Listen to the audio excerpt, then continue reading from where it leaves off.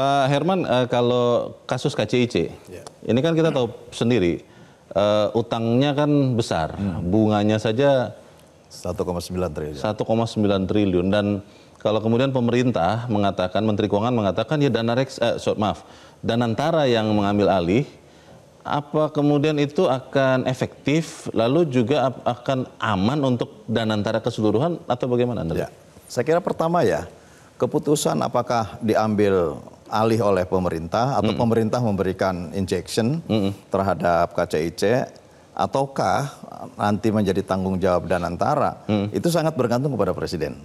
Nah, Menteri ya tentu harus mengusulkan karena masing-masing memiliki kemampuan untuk menelaah dan mengkaji sejauh mana sebetulnya keuntungan dan kerugian apabila memang ini diambil alih atau diinjeksi oleh pemerintah ataukah oleh Danantara. Namun dalam pandangan saya, apa yang menjadi pemikiran Menteri Keuangan, saya kira memang ini dalam pemikiran transisi ya. Kan kalau dulu keuntungan dan kemudian menjadi dividen itu kan di-store kepada Menteri Keuangan, sebagai kepada negara. PNBP ya? Enggak, sebagai dividen. Dividen sebagai pendapatan penerima negara. Penerima negara bukan pajak. Bukan pajak, ya PNBP. Kan di-store kepada negara. Nah, kalau di-store kepada negara, ya negara harus mengembalikan kepada kebutuhannya BUMN. Nah, sekarang disetor dividen itu kepada Danantara. Nah, oleh karenanya ya dalam pemikiran saya mungkin Menteri Keuangan mengatakan, loh sekarang kan dividennya sudah disetor kepada Danantara. Danantara dong yang tanggung jawab. Apalagi sudah ada PT Danantara Asset Management yang mengelola terhadap bagaimana menyehatkan kembali, meningkatkan performa dari korporasi BUMN. Yang ini menjadi tanggung jawab di Danantara, khususnya di Danantara Asset Management atau di COO. Nah, inilah yang pada akhirnya saya kira keluar statement ini. Dan logis menurut saya memang logikanya ini begitu ya? Menjadi tanggung jawab Danantara. Sebelum saya ke Pak Toto, pemirsa, Menteri Sekretaris Negara Prasetyo Hadi sudah mengungkapkan pemerintah sedang mencari jalan keluar terkait pembayaran utang proyek KCIC atau Anda mungkin lebih kenal WUSH agar tidak membebani APBN. Hal itu disampaikan Prasetyo merespons sikap Menteri Keuangan Purbaya Yudisadewa yang menolak APBN dipakai untuk membayar utang proyek kereta WUSH itu.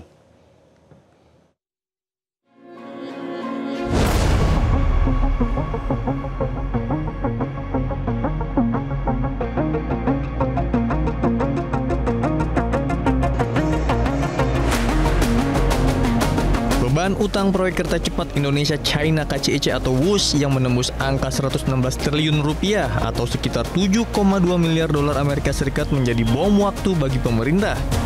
Apalagi Menteri Keuangan Purbaya Yudisadewa belak-belakan menolak menggunakan APBN untuk memenuhi kewajiban tersebut. Mensesnek Prasetyo Hadi mengakui pemerintah masih mencari jalan keluar agar pembayaran utang kereta cepat atau WUSH tak membebani APBN. Meski demikian, Prasetyo menilai kereta cepat atau WUSH menjadi salah satu moda transportasi yang membantu mobilitas masyarakat sehingga harus didukung perkembangannya. Politikus Partai Gerindra itu menyinggung wacana perpanjangan rute WUSH hingga ke Surabaya, Jawa Timur. Malamnya tidak sempat. WUSH bukan salah satu pembahasan malam ini. Tapi beberapa waktu yang lalu juga sudah dibicarakan untuk diminta mencari skema supaya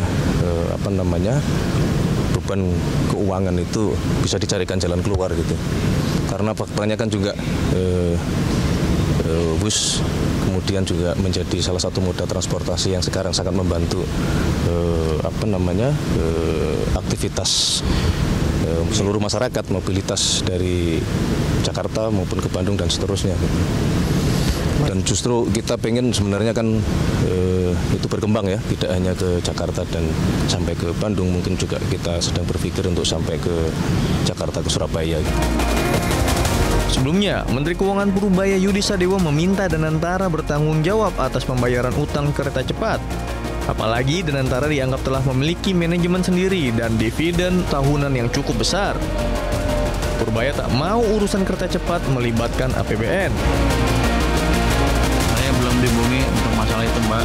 Nanti begitu ada saya di jumpa pers yang mingguan saya kasih tahu update-nya seperti apa. Yang jelas sekarang saya belum dihubungin tentang masalah itu. Tapi kalau ini kan kayak sisi di bawah Danantara kan ya. Kalau di bawah Danantara kan mereka udah punya udah punya manajemen sendiri, udah punya dividen sendiri yang rata-rata setahun bisa 80 triliun atau lebih. Harusnya mereka manage dari situ, jangan ke kita lagi. Karena kan kalau enggak ya semuanya ke kita lagi, termasuk dividennya. Jadi ini kan mau dipisahin swasta sama government. Ya jangan kalau enak swasta, kalau nggak enak government. Saya pikir begitu ya Pak. Posisi saya sekarang, yang saya tahu seperti karena saya belum disusun dengan mereka. Di sisi lain, Chief Operating Officer atau COO BP Danantara Doni Oskaria menyatakan Danantara telah menyiapkan 2 skema penyelesaian utang proyek kereta cepat Indonesia China atau KCIC 116 triliun rupiah. Opsi pertama yakni menambahkan penyertaan modal kepada PT KAI atau menyerahkan infrastruktur kereta cepat kepada pemerintah. Tim Liputan, Metro TV. Yaitu sebagian dari yang sedang bergulir terkait dengan kereta cepat Wush. Pak Toto, kalau kemudian yang diterima misalnya ya diputuskan oleh pemerintah adalah yang dimintakan oleh Menteri Keuangan, akan sustain tidak Danantara? Karena kan hutangnya Wush ini setiap tahun ini besar ini Pak. Bagaimana Pak Toto?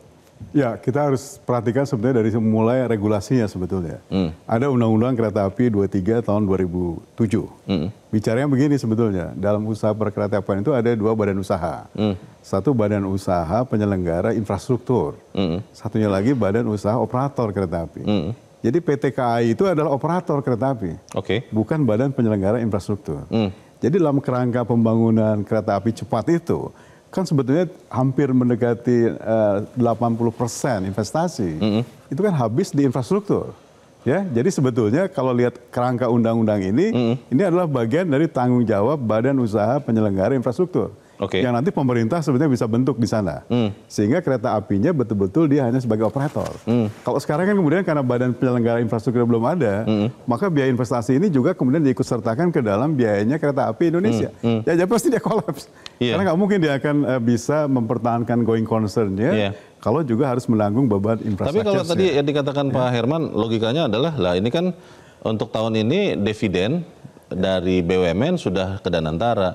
Ya Danantara dong kreatif menyelesaikan atau mencicil utang KCIC ini, bagaimana Pak? Ya itu persoalan yang berbeda ya. Kalau kemudian pemerintah memutuskan kami nggak mau lagi ngurus soal terkait dengan soal Badan Penyelenggara Infrastruktur, kami serahkan saja kepada Danantara, berarti sekarang Danantara harus mulai memanage persoalan ini. Jadi kan yang harus kita perhatikan dan sering orang lupa, sebenarnya utang yang benar dari pihak Indonesia itu berapa? Karena komposisi share-nya itu, kan Indonesia 60%, Cina 40%.